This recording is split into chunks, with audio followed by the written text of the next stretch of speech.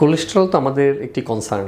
রক্তে কোলেস্টেরল বেশি থাকলে সেখান থেকে হার্ট অ্যাটাক, স্ট্রোকের মতো অনেক জীবনঘাতী রোগ হতে পারে। সুতরাং কোলেস্টেরল আমরা কিভাবে নিয়ন্ত্রণ করতে পারি সেটি আমরা আলোচনা করব। এবং আজকের আলোচনাটা হলো যে ঔষধ না খেয়ে, ঔষধ ছাড়া কোলেস্টেরলকে কিভাবে নিয়ন্ত্রণ রাখা যায়।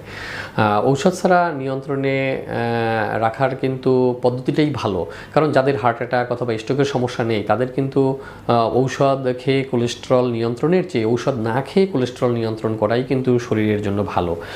এবং কিছু খাবার আছে যে খাবারগুলো খেলে আপনার কোলেস্টেরল কিন্তু নিয়ন্ত্রণে থাকবে, আর কিছু খাবার আছে যে খাবারগুলো কোলেস্টেরল বাড়ায়, সেই খাবারগুলো আপনাকে অ্যাভয়েড করতে হবে।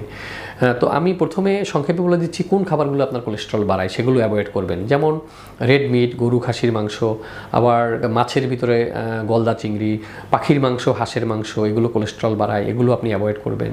তারপরে আপনার যেগুলো ট্রান্সফ্যাট দিয়ে আপনার খাবার দাবার তৈরি করা হয়, বেকারির খাবার এবং ফাস্টফুডের দোকানের খাবার, এগুলো আপনাকে সীমিত করতে হবে, কম খেতে হবে। এবং কিছু তেল আছে যেগুলোতে স্যাচুরেটেড ফ্যাট বেশি থাকে, সেগুলো আপনাকে অ্যাভয়েড করতে হবে, যেমন পাম অয়েল, কোকোনাট অয়েল, এগুলো কোনো খাবার তৈরিতে ইউজ করা যাবে না, তাহলে কিন্তু আপনার কোলেস্টেরল বেড়ে যাবে।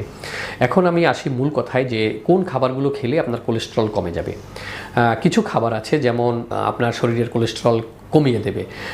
এই খাবারগুলো হলো প্লান্ট বেসড খাবার, যেমন যে খাবারগুলো আপনার প্লান্ট থেকে আসে, অ্যানিমাল থেকে আসে না।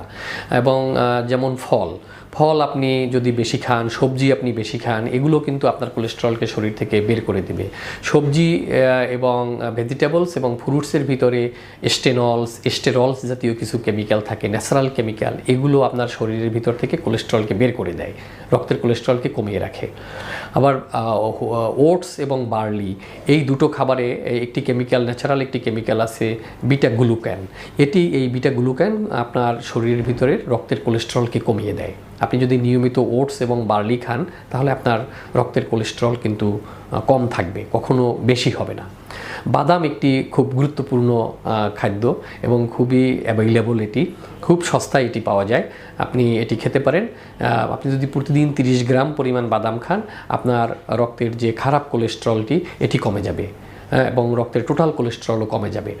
30 গ্রাম বাদাম আপনি খাবেন, এবং যে কোনো বাদাম, অনেক রকম বাদাম পাওয়া যায়, কিছু কম দামে আছে, কিছু আছে বেশি দামের। আপনার যে বেশি দামের বাদামটিই খেতে হবে তা কিন্তু নয়, যেটি সবচেয়ে বেশি অ্যাভেলেবল আপনার হাতের কাছে আছে আপনি সেটি খেতে পারেন। সব বাদামেই কিন্তু কোলেস্টেরল কমায়, এখানে কোনো বিশেষ বাদামের প্রয়োজন নেই। আপনার যেটি ভালো লাগে এবং যেটি আপনার জন্য অ্যাভেলেবল আপনি সেটি খাবেন, 30 গ্রাম পরিমাণ খাবেন প্রতিদিন, এতে আপনার কোলেস্টেরল কমে যাবে। কিছু মাছ আছে যে মাছগুলো অয়েলি ফিশ, সেটি সামুদ্রিক মাছ হতে পারে, নদীর মাছ হতে পারে, অথবা পুকুরের মাছ হতে পারে।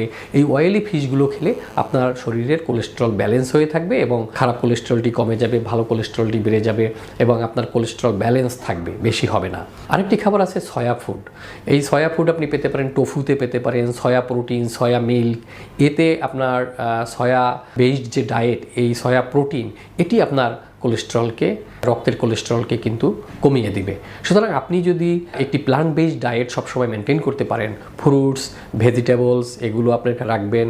তারপরে আপনি দেখবেন যে বাজারে, দোকানে অনেকগুলো বীজ পাওয়া যায়, সিডস, খাবারের জন্য, খাবার সিডস, বীজ জাতীয় খাবার, মশলার দোকানে বিশেষ করে আপনি এগুলো পাবেন। এই সিডস যদি আপনার প্রতিদিনকার খাদ্য তালিকায় আপনি রাখতে পারেন, এগুলো আপনার কোলেস্টেরলকে কমাবে। আপনি ওটস এবং বার্লি রাখবেন, এটা আপনার কোলেস্টেরল কমিয়ে দিবে। নাটস বা বাদাম রাখবেন, এটি কমাবে। সয়া ফুড রাখবেন, এটি আপনার কোলেস্টেরল কমিয়ে দিবে। সুতরাং আপনি কোলেস্টেরলের ঔষধ দিনের পর দিন না খেয়ে আপনি এই খাবারগুলো যদি আপনার খাদ্য তালিকায় প্রতিদিন কোনোটি না কোনোটি রাখেন, সবগুলো একদিনে রাখতে হবে তা কিন্তু নয়। আপনি এই যে আমি অনেকগুলো খাবারের কথা বললাম, আপনি হয়তো এর ভিতরে 2-3টি খাবার প্রতিদিন রাখলেন, অন্যদিন আবার অন্যটা রাখলেন। এই খাবারগুলো নিয়মিত আপনার যদি খাদ্য তালিকায় থাকে, আপনি প্রতিদিনকার খাবারে আপনি রাখেন, তাহলে এই খাবারগুলো খেয়েই আপনার কোলেস্টেরলকে আপনি কিন্তু নর্মাল রাখতে পারবেন, কমিয়ে রাখতে পারবেন। আপনাকে কিন্তু অনেক টাকা দিয়ে 20 টাকা 30 টাকা দামের কোলেস্টেরলের ঔষধ খেয়ে এটি নিয়ন্ত্রণ করতে হবে না। এবং আপনি যদি যে টাকা দিয়ে আপনি ঔষধ খাচ্ছেন, কোলেস্টেরলের ঔষধটি খেয়ে যাচ্ছেন, আপনি সেই টাকা দিয়ে এই খাবারগুলো যদি আপনি খান, তাহলে আপনি দুটো বেনিফিট পাবেন। একটা বেনিফিট হলো আপনার কোলেস্টেরল কম থাকবে, আরেকটি বেনিফিট হলো যে আপনার এই খাবারগুলোতে কিন্তু কোলেস্ট্রল কমানোর উপাদান ছাড়াও কিছু ভিটামিনস এবং মিনারেলস রয়েছে। এই ভিটামিনস মিনারেলসগুলো আপনি পাবেন, যেটা থেকে আপনি শরীরে অনেক বেশি এনার্জিও পাবেন, এবং আপনার কোনো কোনো ভিটামিনস মিনারেলসগুলো আপনার হার্টের জন্য ভালো, কিডনির জন্য ভালো, কোনোটি ব্রেনের জন্য ভালো। আপনি কিন্তু মাল্টিপল বেনিফিট আপনি এখান থেকে পাবেন। কিন্তু ওই ঔষধটি থেকে, কোলেস্ট্রল কমানোর যে ঔষধ, সেটি থেকে আপনি শুধুমাত্র একটি বেনিফিটই পাবেন। যেমন শুধু সে কোলেস্ট্রলটি কমিয়ে রাখবে, সে কিন্তু আর কোনো মাল্টিভিটামিন, মাল্টিমিনারেলস আপনার ভিতরে সাপ্লাই দিতে পারছে না। সুতরাং কোলেস্ট্রল কমানোর ঔষধটি না খেয়ে আপনি এই খাবারগুলো যদি আপনার খাদ্য তালিকায় প্রতিদিন রাখতে পারেন, তাহলে এখান থেকে আপনি ডাবল বেনিফিট বা মাল্টিপল বেনিফিট পাবেন। কোলেস্ট্রল একদিকে কমবে, অন্যদিকে আপনি অনেক ভিটামিনস মিনারেলস পাবেন, যেগুলো হার্টের জন্য বা ব্রেনের জন্য ভালো, এবং আপনার শরীরে অনেক এনার্জিও দিবে।